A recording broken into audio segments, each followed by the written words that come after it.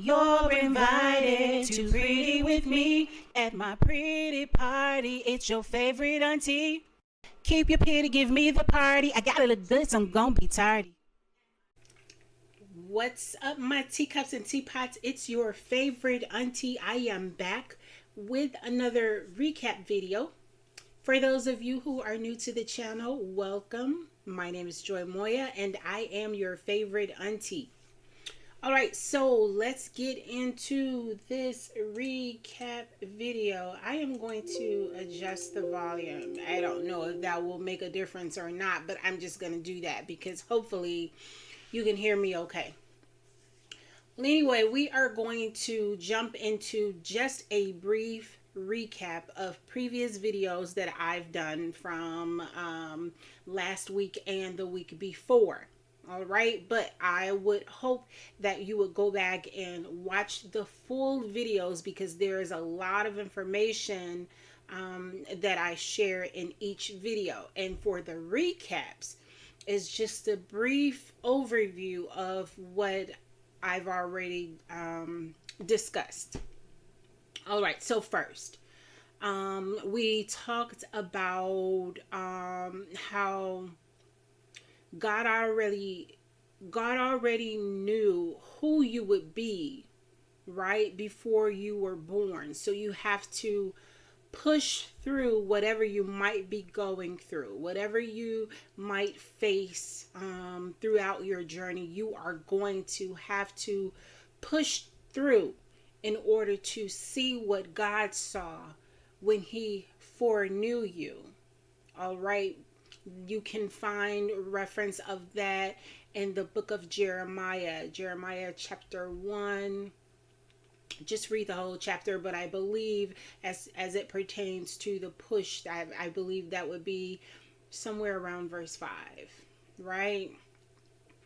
And then in a different video or in another video, I talked about knowing the difference between someone praying for you and someone praying on you. Now, the difference is definitely in the action and the spelling as well. So when someone prays for you, Pray, right? They are invoking the Spirit of God. They are hoping and believing God for whatever it is that you need, or whatever healing, or whatever abundance, or just anything that pertains to God's promises for your life. That's Pray, for your healing, for your deliverance.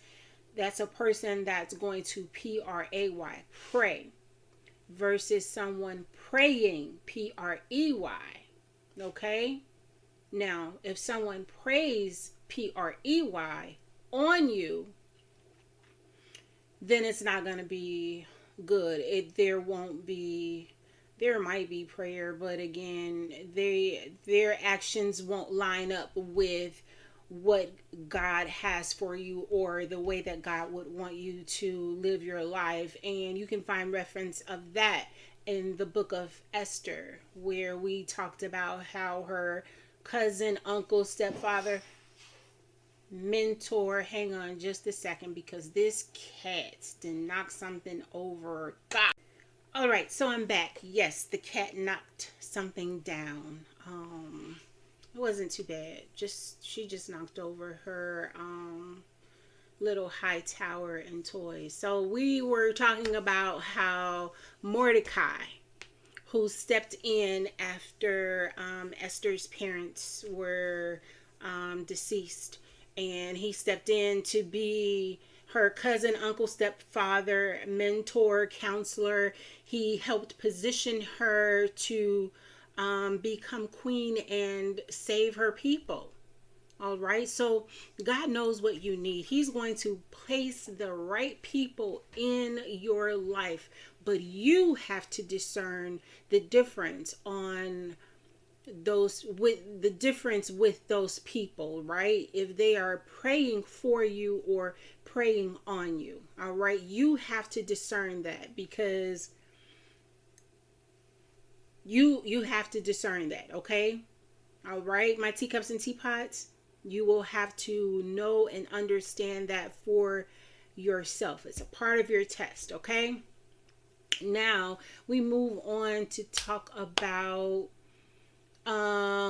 idols. Please free people from having to uplift you, because for those who may not know you, might feel like you are in a low place, or you feel dim, or just free people from having to uplift you or encourage you, okay? All right, we talked about that in First John chapter 5. You can find reference for that. God wants to protect you and keep you from the wickedness of people. Sometimes people will start off with good intentions, but then some kind of way they sway, and things go a different way. Okay?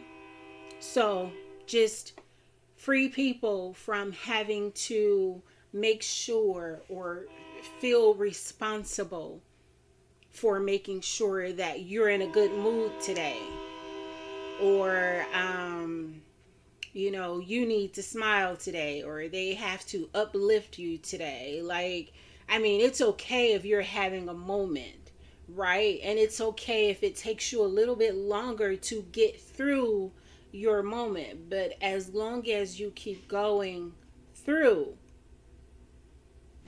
you can make it.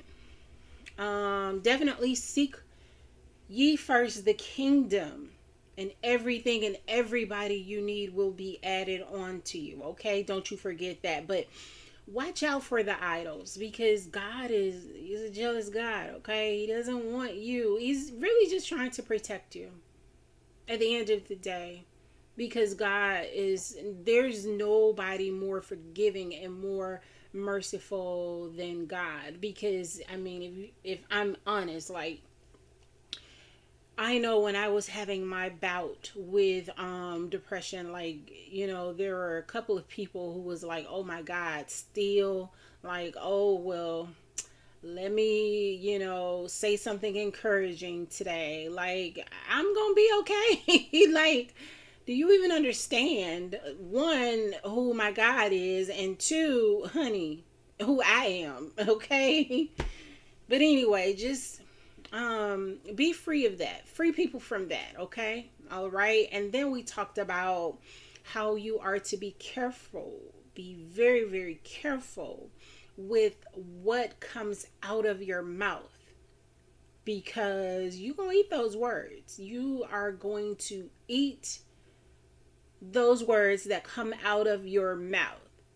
So, to back that up, we will go to Proverbs 18 and 20. Proverbs chapter 18, verse 20, where it says that the power of life, death and life are in the power of your tongue. So whatever you speak, it will manifest. So if you speak death, that's what it will be. If you speak life, that's what it will be. All right. And also, speak life over yourself, and at the same time, rebuke the negative projections that someone tries to cast on you. Because, honey, if someone see you struggling or having a difficult time or a challenging time, they will just count you out and say this, that, and the other. Speak life over yourself all times, okay? Regardless, no matter what is going on or what you're going through, speak life. I'm going to get through this. Trouble doesn't last always. Seasons must change. Speak life. All right.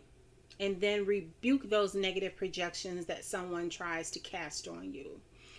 All right, and last but not least, my teacups and teapots, we talked about two words that are the same and go together, right?